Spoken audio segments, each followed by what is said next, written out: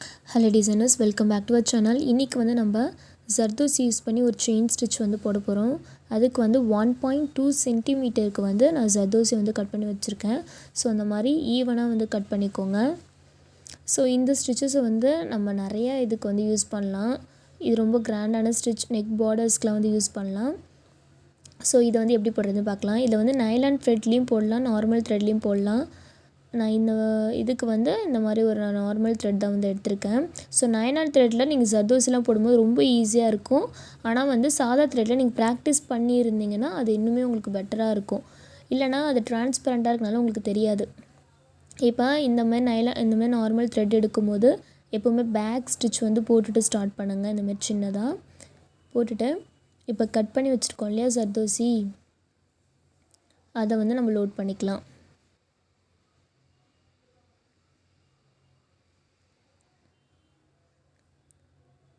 Load பண்ணிவிட்டு அந்த ஜர்தோசி எடுத்துருக்கோம் இல்லையா, அதோடைய பாதியை மட்டும் ஸ்டிச் பண்ணிக்கோங்க. அந்த கோட்டில் அதோடைய பாதியை மட்டும் ஸ்டிச் பண்ணிக்கணும். பண்ணிவிட்டு அந்த த்ரெட் அப்படியே வெளியே எடுத்துக்கோங்க. ஃபுல்லாக எடுத்துகிட்டு எங்கே ஸ்டார்ட் பண்ணாமோ அது பக்கத்துலேயே அப்படியே திருப்பி அந்த இடத்துல ஒரு செயின் போட்டுட்டு ஒரு லாக் போட்டுக்கோங்க. ஓகேவா? இப்போ இதோடைய சென்டரில் ஒரு செயின் போட்டுட்டு ஒரு லாக் செயின் போட்டுக்கோங்க. போட்டுட்டு மறுபடியும் இன்னொரு ஜர்தோசியை வந்து லோட் பண்ணிக்கோங்க. இது ரொம்பவே வந்து சிம்பிளான ஸ்டிச் தான். நீங்கள் ஜஸ்ட் ட்ரை பண்ணி பாருங்கள், ரொம்ப ஈஸியாக தான் இருக்கும். போட்டுட்டு அதுக்கப்புறம் இதோடைய பாதி ஜர்தோசியில் மட்டும் ஒரு செயின் போட்டுட்டு வெளியே எடுங்க. த்ரெட்டை எடுத்துகிட்டு மறுபடியும் எங்கே ஸ்டார்ட் பண்ணமோ அங்கேயே ஒரு செயின் போட்டுட்டு ஒரு லாக் செயின் போட்டுக்கோங்க. இது வந்து 90 டிகிரியில் வச்சு போட்டிங்கன்னா உங்களுக்கு ஈஸியாக இருக்கும்.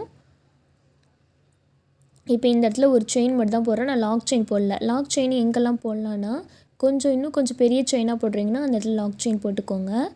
இதிலலாம் நான் லாக் செயின் போடாமல் தான் போட்டிருக்கேன். ஸ்டார்டிங்கில் மட்டும் தான் லாக் செயின் போட்டிருப்பேன். அதே மாதிரியே இன்னொரு ஜர்தோசியை லோட் பண்ணிவிட்டு அந்த ஜர்தோசியில் பாதியை மட்டும் ஸ்டிச் பண்ணிக்கணும். மிச்ச பாதியை அப்படியே உல்ட்டாவாக எடுத்து ஸ்டார்ட் பண்ண இடத்துலையே ஒரு செயின் போட்டுக்கணும். இப்போ இந்த செயின் வந்து டைட் பண்ணிட்டுரும், கீழே வந்து நல்லா டைட் பண்ணிவிட்டு தான் நீங்கள் எடுத்துகிட்டு வரணும். அப்படி டைட் பண்ணி உங்களால் எடுத்துகிட்டு வர முடியல அப்படின்னாக்கா நம்ம ஒரு லாங் செயின் போட்டால் ஒரு குட்டி செயின் போடுவோம்ல, அந்த மாதிரி போட்டு கூட நீங்கள் எடுத்துகிட்டு வாங்க. ஸோ ஜர்தோசியை பாதியில் கரெக்டாக இது பண்ணிக்கோங்க. பாதியில் ஸ்டிச் பண்ணிவிட்டு மறுபடியும் ஆரம்பித்த இடத்துலையே வந்து ஒரு செயின் போட்டுட்டு அப்படியே கீழே நூலை டைட் பண்ணிவிட்டு அதுக்கப்புறமா ரிவர்ஸ்க்கு வாங்க. ரிவர்ஸ்க்கு வந்து அந்த இடத்துல ஒரு செயின் போட்டுக்கோங்க. செயின் போட்டுட்டு அதையும் வந்து நம்ம இழுத்துக்கணும். ஓகேவா? ஸோ அந்த த்ரெட்டை வந்து நல்லா இழுத்திங்கனாக்கா உங்களுக்கு லாக் செயின் போட வேண்டிய அவசியம் இருக்காது. இந்த இடம் ஸ்பேஸ் குட்டியாக இருக்கனால நம்ம லாக் செயின் போடாமல் தான் போடுறோம். ஸோ அது ரொம்ப ஈஸியாக இருக்கும் உங்களுக்கு டக்குன்னு போடுறதுக்கு, அதனால தான். ஸோ இவ்வளோ ப்ராக்டிஸ் பண்ணிட்டு வந்தவங்களாலையும் இந்த மாதிரி வந்து போட முடியும். ஸோ இது ரொம்ப வந்து ஈஸியான ஸ்டிச் தான். ரொம்ப பொறுமையாக போடுங்க. நானும் ரொம்ப பொறுமையாக தான் உங்களுக்கு போட்டு காட்டியிருக்கேன். ஸோ உங்களுக்கு இது புரிஞ்சிருச்சுன்னா இப்போவே நீங்கள் வந்து ஸ்டார்ட் பண்ணிவிடுங்க ப்ராக்டிஸ்க்கு. இல்லைன்னாக்கா வீடியோவை லாஸ்ட் வரைக்கும் பாருங்கள். ஒரு கண்டினியூஸான லைன் வந்து நான் போட்டு காட்டியிருப்பேன்.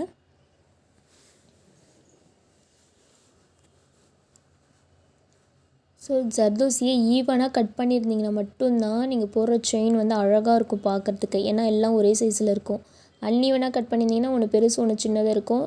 ஸோ அந்த மிஸ்டேக்லாம் அவாய்ட் பண்ணுங்கள். கரெக்டாக மெஷர்மெண்ட் வச்சு கட் பண்ணுங்கள். இப்போ வந்து ஒரு செயின் மட்டும் தான் போட்டிருக்கேன். இந்த இடத்துல பார்த்திங்கன்னா ஒரு லாக் செயின் போடுறேன் பாருங்கள். ஒரு செயின் போட்டு ஒரு லாக் செயின் போடுறேன். ஓகேவா? ஒரு செயின் போட்டுட்டு அந்த இடத்துல ஒரு லாக் செயின் போட்டேன். இங்கே வந்து நான் போடலை. ஸோ நீங்கள் வந்து ஃபுல்லாத்துக்குமே செயின் லாக் செயின் போட்டு போடலாம். இல்லைனா என்ன மாதிரி ஒரு செயின் மட்டும் போட்டு த்ரெட்டை இழுக்கணும் அங்கே கீழே டைட்டாக, அதுதான் விஷயம். அப்படி இழுக்கலைன்னா ரொம்ப லூஸாக இருக்க மாதிரி இருக்கும். ஓகேவா? ரிவர்ஸில் வந்துட்டு ஒரு செயின் போடுறேன். த்ரெட்டை ஃபுல்லாக வெளியே எடுத்துகிட்டு ஆரம்பித்த இடத்துக்கு பக்கத்துலேயே ஒரு செயின் போட்டுக்கிறேன். அப்படியே டைட்டாக நூலை பிடிச்சி டைட் பண்ணிவிட்டு அதுக்கப்புறமா சென்டரில் ஒரு செயின் போட்டுட்டு இன்னொரு ஜர்தோசியை லோட் பண்ணுறேன். ஸோ இதுதான் வந்து கான்செப்ட்டு.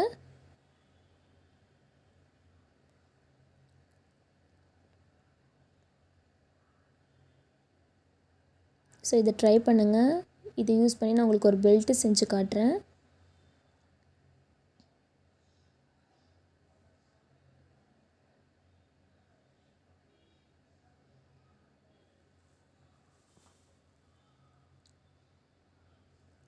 யாருக்காவது ஆரி கிளாஸ் ஜாயின் பண்ணணுன்னாக்கா என்னோடய நம்பர் கொடுத்துருக்கேன், எனக்கு காண்டாக்ட் பண்ணுங்கள்.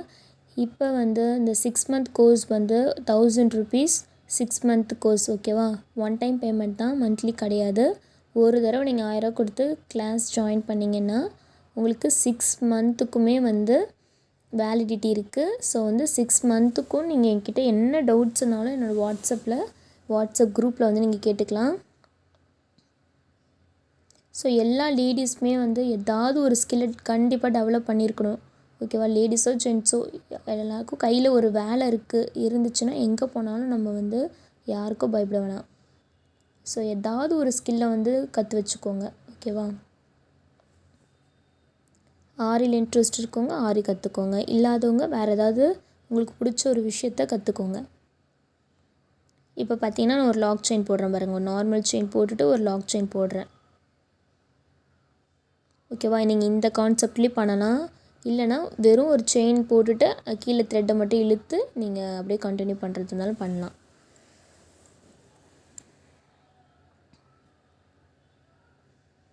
இப்போ நூல் உங்களுக்கு சிக்குதுனாக்கா மறுபடியும் இன்னொரு செயின் வந்து குட்டியாக ஒரு செயினை போட்டுட்டு நூலை வெளியே எடுங்க, சரியா? இப்போ நூலை வெளியே எடுக்கும் போது சிக்கிக்கும், அதுமாதிரி சிக்குதுன்னா மறுபடியும் குட்டியாக ஒரு செயினை போட்டுட்டு அதுக்கப்புறமா நீங்கள் கண்டினியூ பண்ணுங்கள். ஸோ வந்து இதுதான் வந்து ப்ரொசீஜர். இப்போ நீங்கள் ஜர்தோசி லோட் பண்ணிவிட்டு பாதியாக குத்துறீங்க இல்லையா, பாதியிலே செயின் போடுறீங்க இல்லையா, அதை வந்து 90 டிகிரியில் வந்து போடுங்க. ஸோ நீங்கள் ரொம்ப வளைச்சி போட்டிங்கன்னா ஊசி நமக்கு வெளியே வர்றது கஷ்டமாக இருக்கும். அப்படிங்க மாட்டிக்கிச்சுன்னா அந்த ஒரு ஜர்தோசி மட்டும் எடுத்துகிட்டு நீங்கள் கம்ப்ளீட் பண்ணுங்கள். இப்போ வந்து நம்ம இதை கம்ப்ளீட் பண்ண போகிறோம்.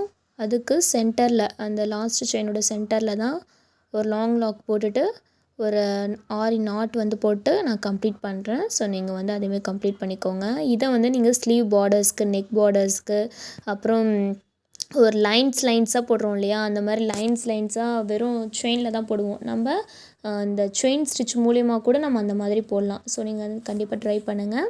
நெக்ஸ்ட் கிளாஸில் பார்க்குறவங்கள